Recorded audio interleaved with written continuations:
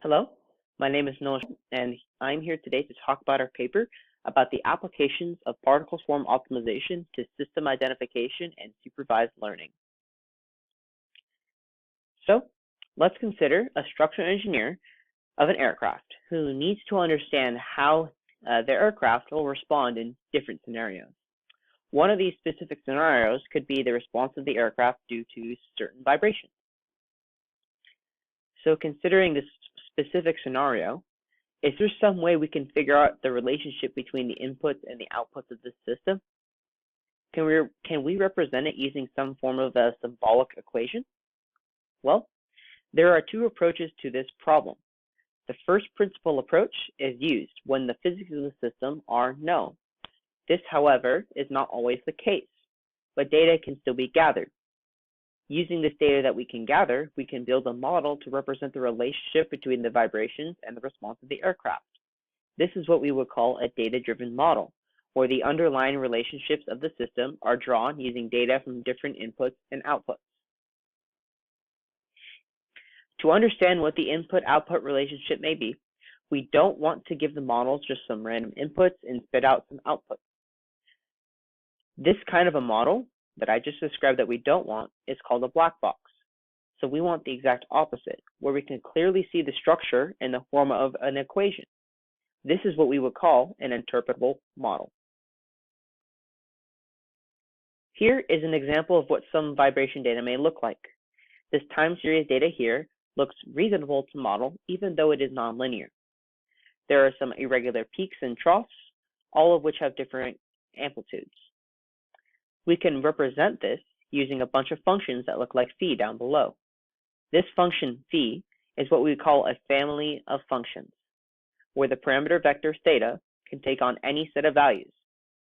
Summing together multiple of these can be used to represent this nonlinear vibration data, as we will show later. Now we have a more chaotic looking data set, more chaotic time series data. And just looking at it, we cannot clearly say that there is an underlying relationship of this system. Interestingly enough, we can create a data-driven model of the seemingly chaotic data, just as we did with the data above. And we can make it interpretable, where we have some equation that represents this entire system. This is done the same way, where we can sum multiple phis together to represent the data that we previously thought didn't have any trends.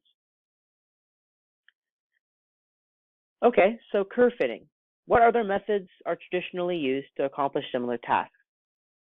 Well, many commonly used methods include linear, quadratic, exponential, logistic regressions, confidence intervals, and localized regressions called LOIS.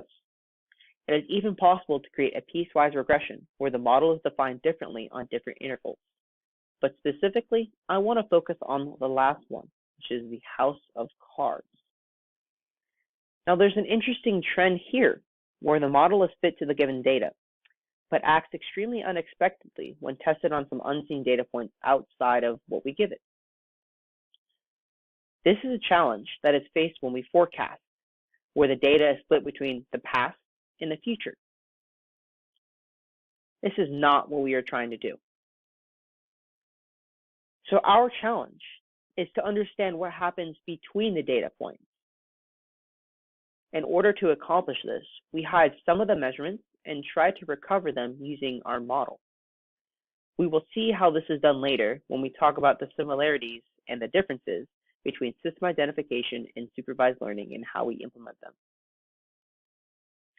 So our approach, well, starting with what we've talked about with this family of functions, phi, we want to see if we can discover the values of the parameters, or the thetas. Our method to find these values is to find the best combination of parameters that fits the data. In other words, we expect that the best combination of parameters can reproduce the data pretty well. Well, finding these parameters is actually a global search problem, and our approach is to perform this search using particle swarm optimization, or PSO for short, which means we use particles to find the optimal solution. Each particle is treated as its own candidate solution, where the best candidate solution fits the data the best. we apply this concept to create our own curve-fitting method, which we call particle swarm regression, or PSR for short. In this, the particles are initialized first with randomly generated parameters. Then the characteristic metric is calculated for each particle.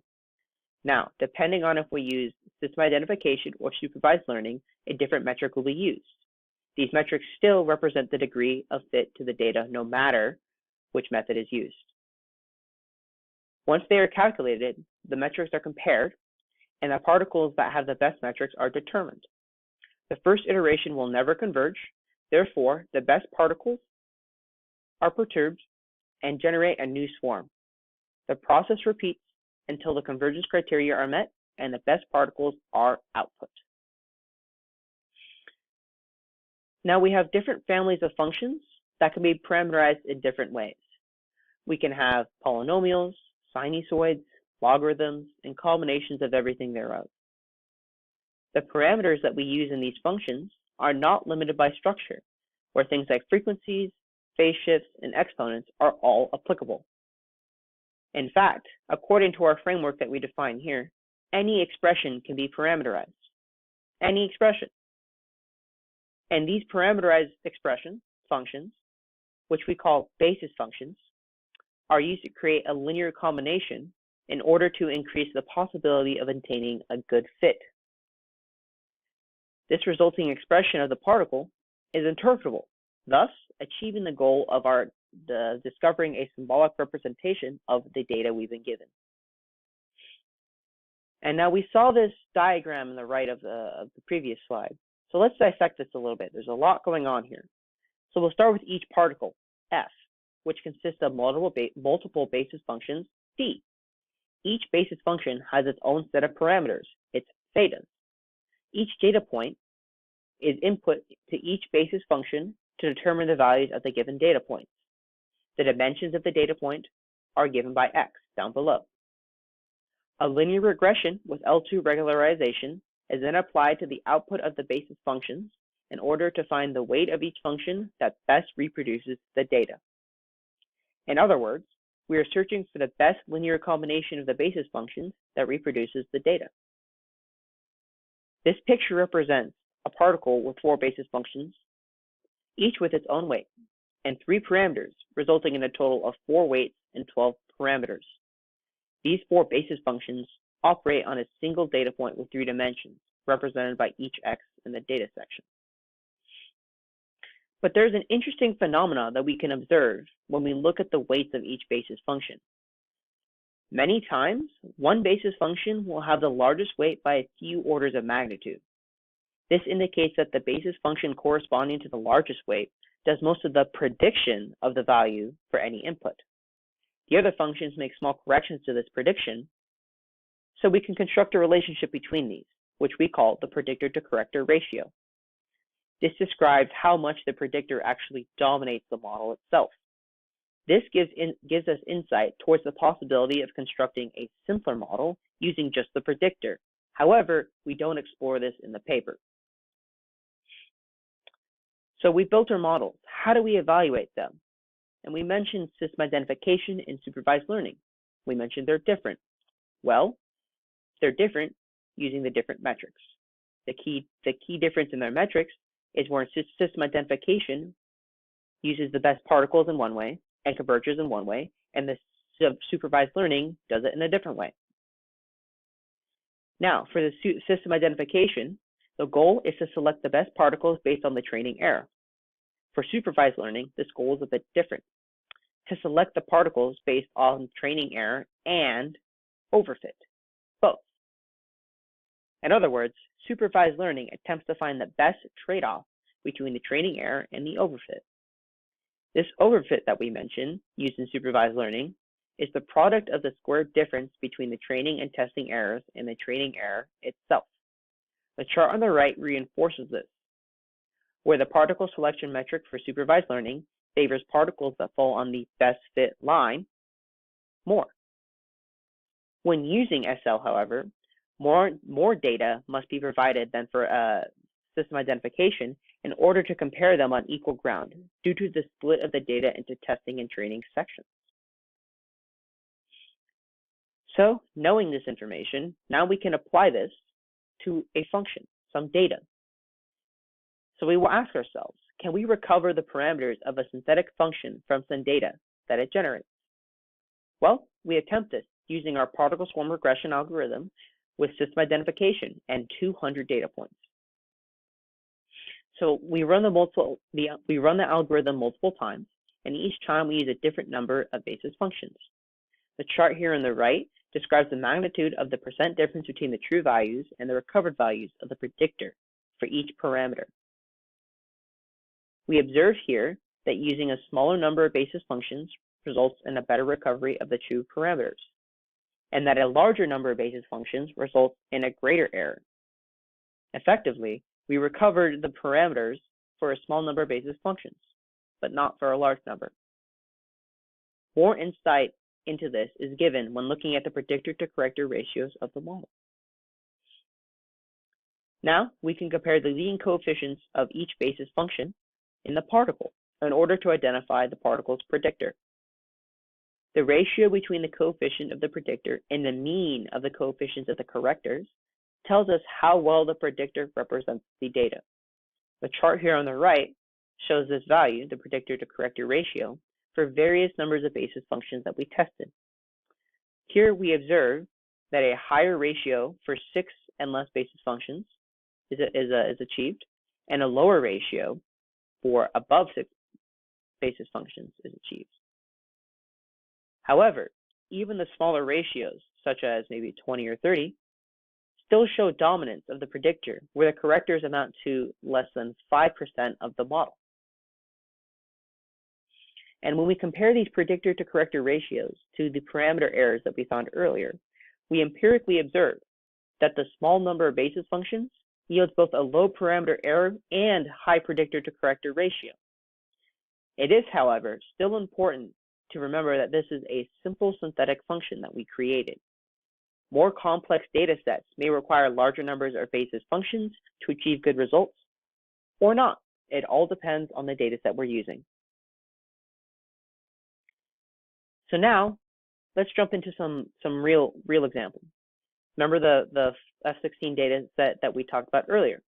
Now we're going to attack that using this system identification and particle swarm regression, using 300 data points. And we build a model which effectively reproduces the vibration data with an error of less than 10% achieved using 2 basis functions, and it decreases as more basis functions are used. And if we look closely at the 4 and 8 basis functions error, we can see that there is a jump in accuracy.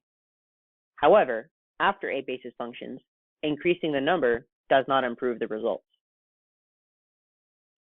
We can visualize this jump in accuracy when we pin the prediction from our PSR model against the prediction of an SVR model, also against the true data itself.